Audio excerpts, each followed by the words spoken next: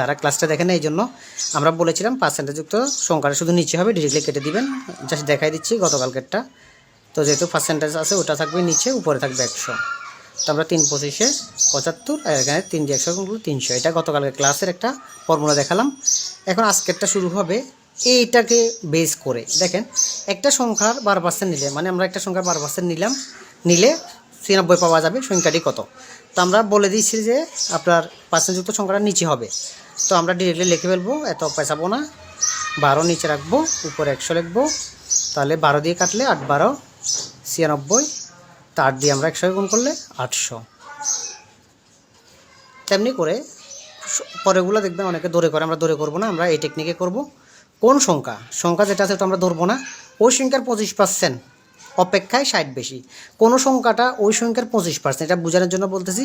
ওই সংখ্যাটার 25%, তার মানে হচ্ছে ওই সংখ্যাটা ধরেন 100% ছিল, এখানে 25% ধরছে।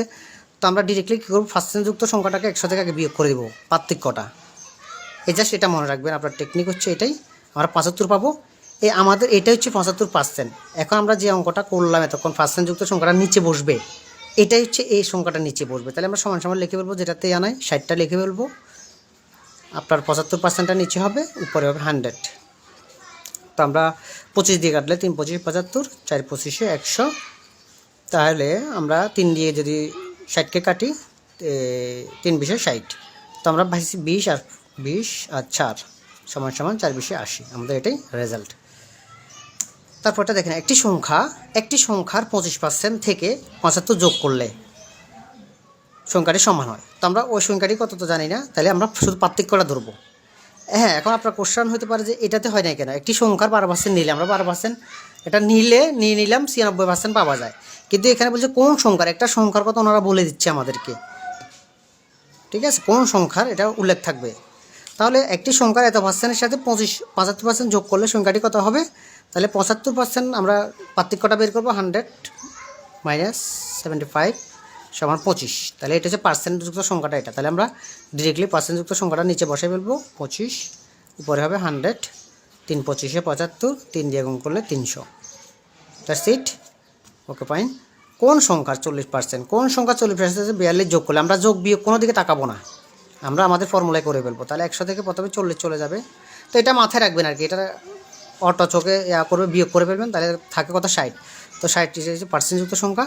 তো আমরা এখানে আছে 42, তাহলে আমরা লিখবো 42 গুণ পার্সেন্টযুক্ত সংখ্যা নিচে হবে 60, উপরে হবে 100।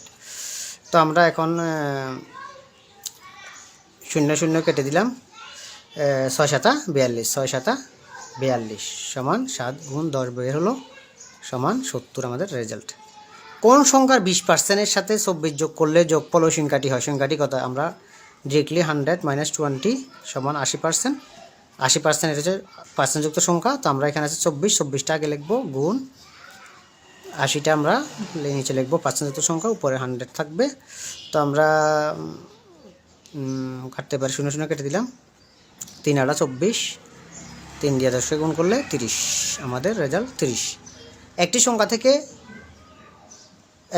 থেকে সংখ্যাটির 40% বিয়োগ করলে 30 হবে। একই কথা, আমরা এত কিছু তাকাবো না, আমরা 100 থেকে বিয়োগ করে দেবো। 40% বিয়োগ করে দিলে আমাদের 60% থাকতেছে। তো আমরা এখানে 30 লিখবো, গুণ পার্সেন্টযুক্ত সংখ্যা নিচে হবে 60, উপরে হবে 100, সরি।